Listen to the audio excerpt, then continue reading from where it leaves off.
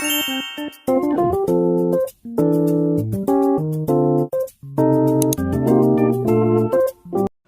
mga B, good morning. Samahan niyo ako bumili ng caramel macchiato sa coffee shop. Actually, nandito pala ako ngayon sa hospital. So, kasi nga may monthly Rheumatoid treatment yung aking asawa. So, ngayon iniwan ko muna siya dun sa taas, sa clinic. So, ako, dito ngayon sa baba. On the way ako ngayon sa coffee shop para bumili ng aking caramel macchiato. Ito yung favorite ko dito, yung kanilang caramel macchiato. So, samahan niyo ako mga B. So, ayan. Kasi hindi ako nagkape sa bahay. Dahil, ito lang yung gusto kong coffee. Yung caramel macchiato. So, tara, samahan niyo ako, papunta tayo doon.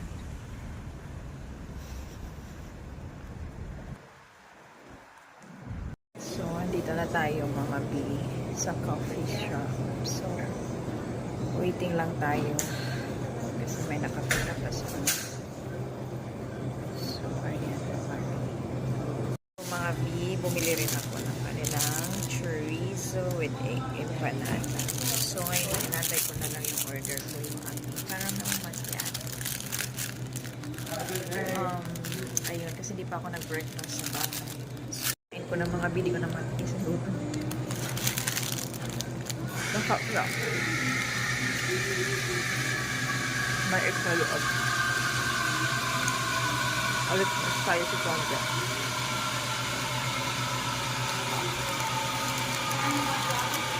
Hindi na yung ating macchiato. Walang ko na. Coffee macchiato. Kain tayo.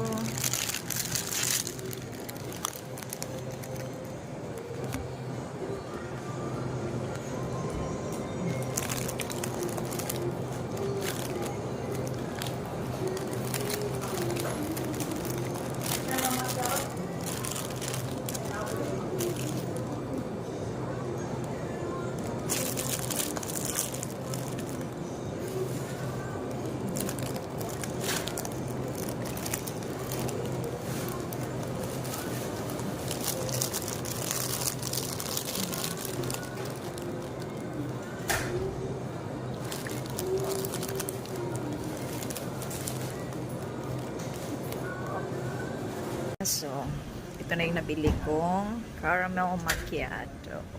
So, balik na tayo doon sa taas kasi baka tapos na siya sa kanyang treatment.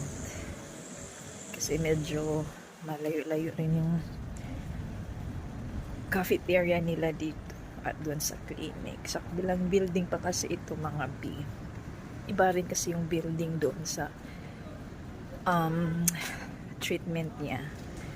So, medyo naglalakad pa ako for I think 10 minutes. Ayun. Pero hindi naman din mainit kasi may shade naman tong mga aking nilalakaran. Parang connected lang siya doon. So, ayan. Ito yung favorite ko pag pumunta kami dito. Ito, minibili ko. Kasi nagustuhan ko yung kanilang caramel macchiato dito. Tsaka yung kanilang chorizo with egg empanada. Masarap siya. Pati yung kanilang kolache. Pero hindi ko na binili yun kasi okay na ako sa isang empanada. Kasi yung asawa ko hindi naman siya kumakain ng sa breakfast. Usually lang siya smoothie and coffee. So ayun.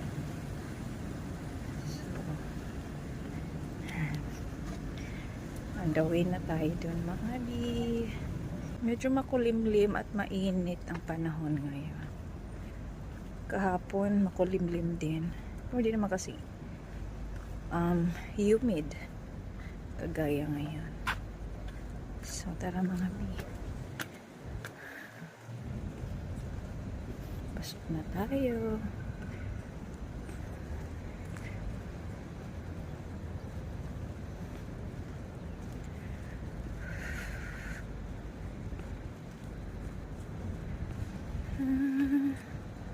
Sana hindi mulan ngayon. Dadaan kami mamaya siguro sa Walmart dahil mag-grocery na naman kami. May mga stock na ubos na. So, bibili lang ako ng konti siguro. So, guys, dito na kami. Tapos na yung kanyang treatments. Pauwi na tayo. Para kami sa sasakyan. Basta nakaparty yung sasakyan niya. So, ayan.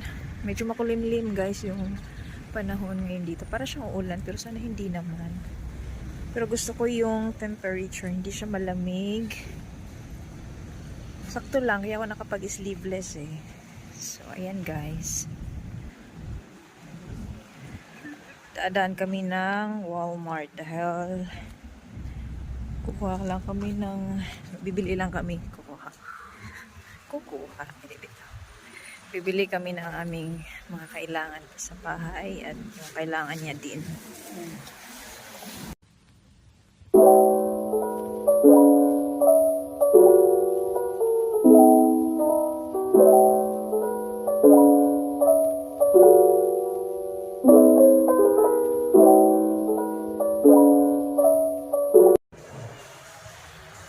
Mga biyan dito tayo sa bahay.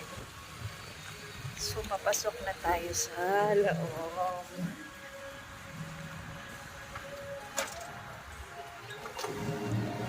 So, kuha lang tayo ng card.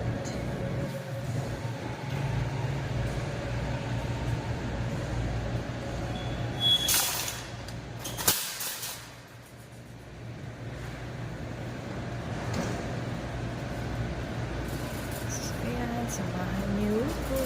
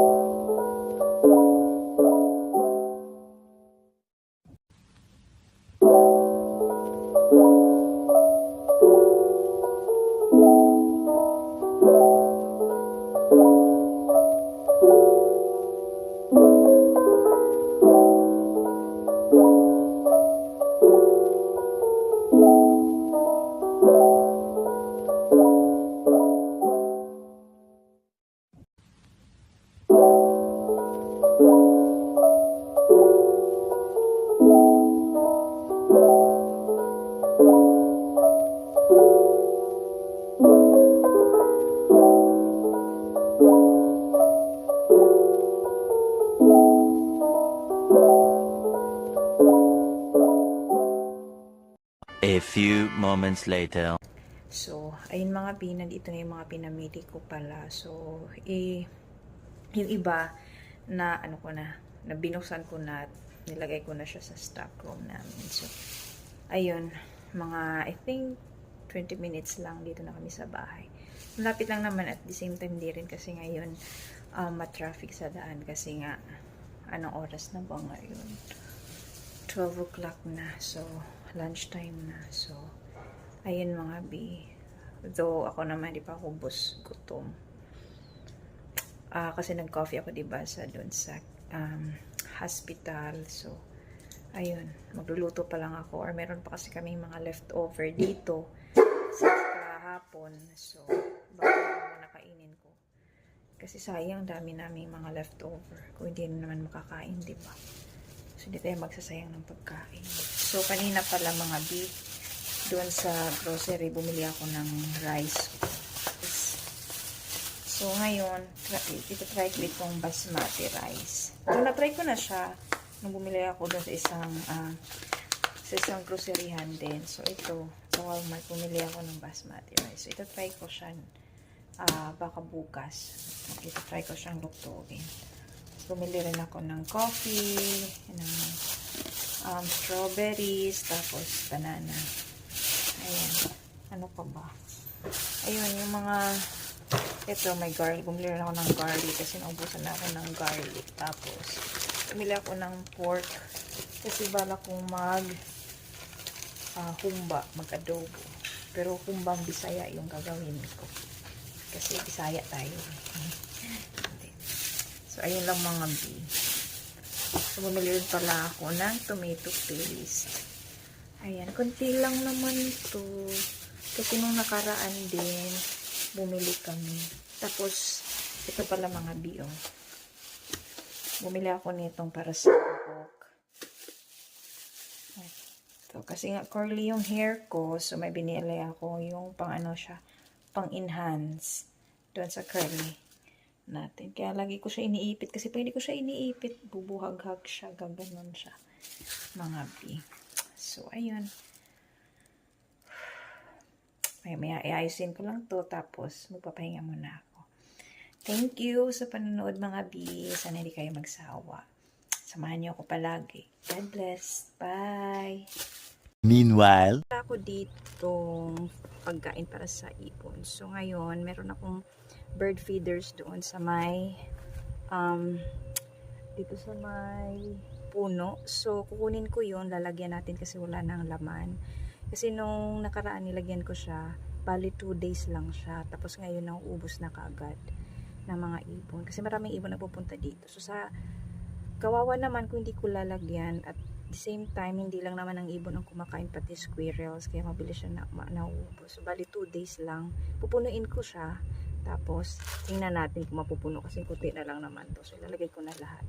So, ayun mga bisamahan niyo ako.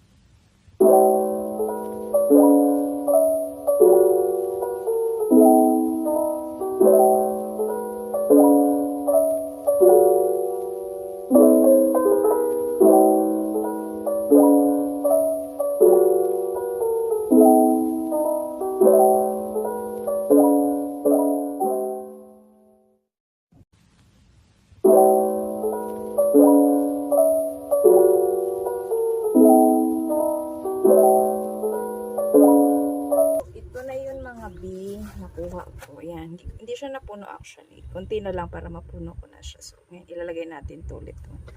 Pero mamayang hapon, ayan, kakainin na nila to. Ayan, tara.